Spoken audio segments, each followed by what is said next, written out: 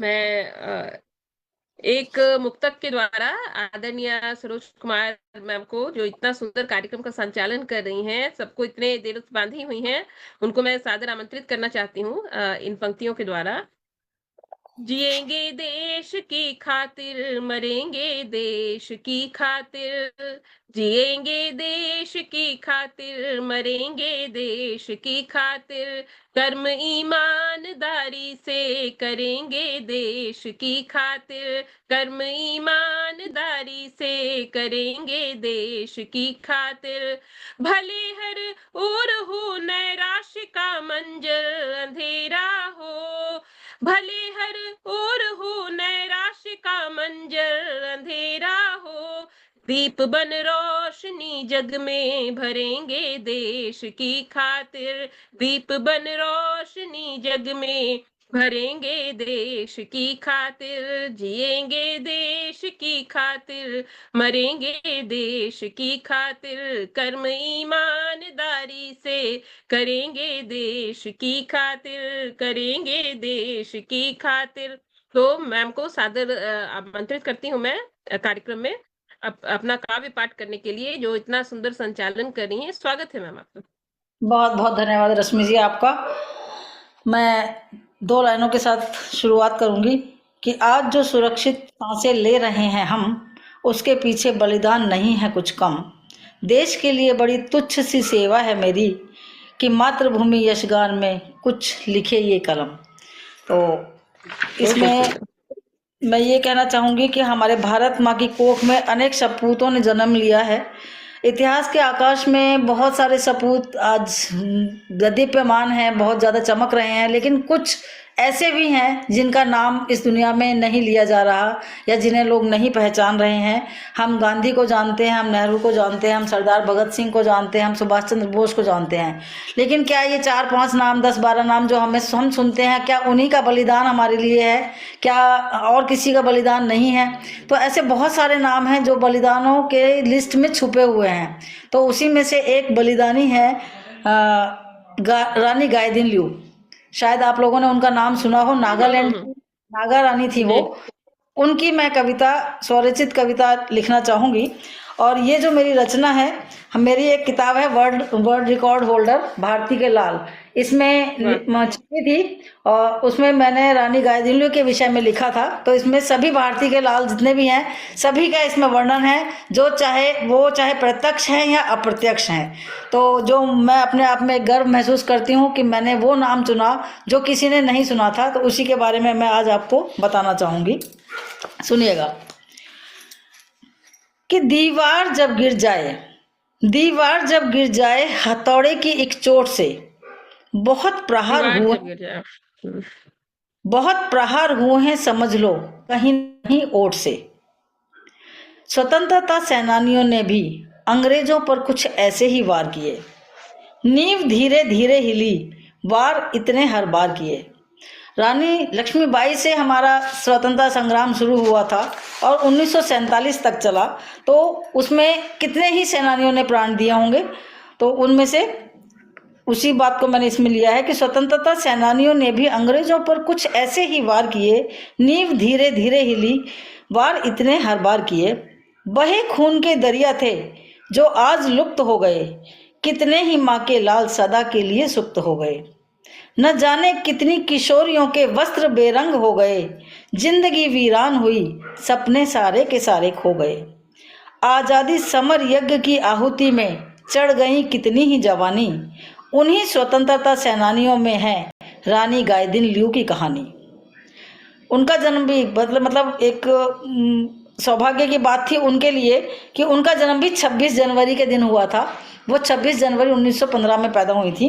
तो 26 जनवरी 1915 मणिपुर भारत में जन्म लिया था रानी ने।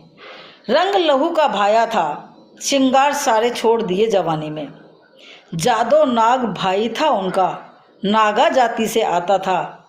आंदोलनकारी क्रांतिकारी, अंग्रेजों को एक आंख नहीं भाता था। 13 साल की आयु में भाई के साथ समर युद्ध में कूद गई। 13 साल की आयु में भाई के साथ समर युद्ध में कूद गई।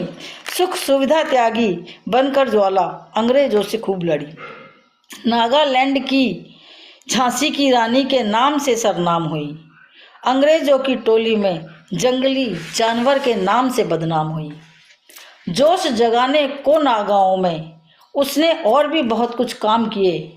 गांधी जी से हुई प्रभावित, कर न भरने के फरमान दिए। कर मतलब टैक्स, कर न भरने के फरमान दिए। 29 अगस्त 1931 में फिर ऐसा संकट आया था, भाई जादो नाग को अंग्रेजों ने फांसी पर लटकाया था। 15 साल की उस बाला ने ब्रिटिश हुकूमत को हिला दिया। फूल सी उस नन्ही कली ने भाई का काम संभाल लिया। 4000 नागाओं का दल बना, अंग्रेजों से लड़ने की ठानी। गोरिल्ला युद्ध और सशक्त संचालन ने पिला दिया था उनको पानी। क्या कहें उसके बारे में, क्या कहें उसके बारे में, औरत थी वह मर्दानी, सर्वशक्तिमान देवी सी पूजित, ऐसी थी वह नागा रानी। फिर अचानक 17 अप्रैल 1932 फिर अचानक 17 अप्रैल 1932 आया एक दिन ऐसा काला, अंग्रेजों ने आक्रमण कर रानी गाइदिनलिऊ को जेल में डाला। सन 1937 में गांधी जी और नेहरू जी ने चाहा वो जेल से बाहर आए। गोरों ने उनकी बात न मानी, रानी के आतंकों से वो इतना घबराए। सन 1947 भारत आजाद हुआ, छठी गुलामी स्वच्छंद हवा में रानी का आगाज हुआ।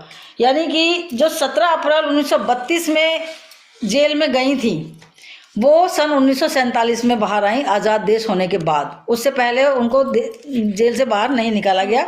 इतना मतलब हमारे जो अंग्रेज थे वो इतना उनसे घबराते थे।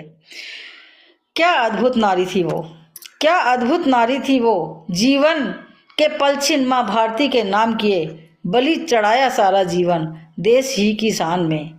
प्रधानमंत्री से ताम्रपत्र, राष्ट्रपति से पद्म भूषण, फिर टिकटों और सिक्कों पर आना रानी को मिला सम्मान में। इन्हीं स्वतंत्रता सेनानियों के प्रयासों से आज भारत माता स्वच्छंद हुई। फिर एक दिन 17 फरवरी 1993 को माँ भारती की बेटी की धड़कन बंद हुई। जीवन के रंगों से बेरंग तिरंगे के ही सारे रंग हुए। ऐसी स्वतंत्रता सेनानी को पा सचमुच हम तो धन्य हुए। नतमस्तक हैं हम, नतमस्तक हैं हम उनके आगे श्रद्धा सुमन चढ़ाते हैं। नतमस्तक हैं हम उनके आगे श्रद्धा सुमन चढ़ाते हैं। बड़े गर्व से उस रानी की गाथा आज हम गाते हैं। बड़े गर्व से उस रानी की गाथा आज हम गाते हैं। जय हिंद, जय भारत। बहुत सुंदर रचना। रानी लक्ष्मीबाई के ही चिन्हों को मतलब कि अपने जीवन में उतारते हुए कह सकते हैं, नागालैंड की जो झांसी की रानी के रूप में चर्चित है, महारानी गाइदिनलिऊ है ना, उनके पर ये रचित रचना बहुत सुंदर थी मैम आपकी। एकदम ऐतिहासिक चित्रण आपने उसमें किया रचना में अपनी। बहुत ही सुंदर रचना। बहुत बहुत बधाई आपको मैम।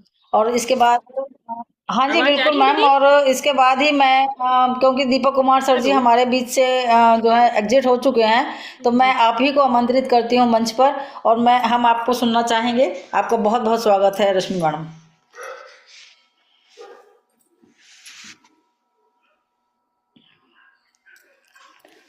रश्मि मैडम सुन पा रहे हैं?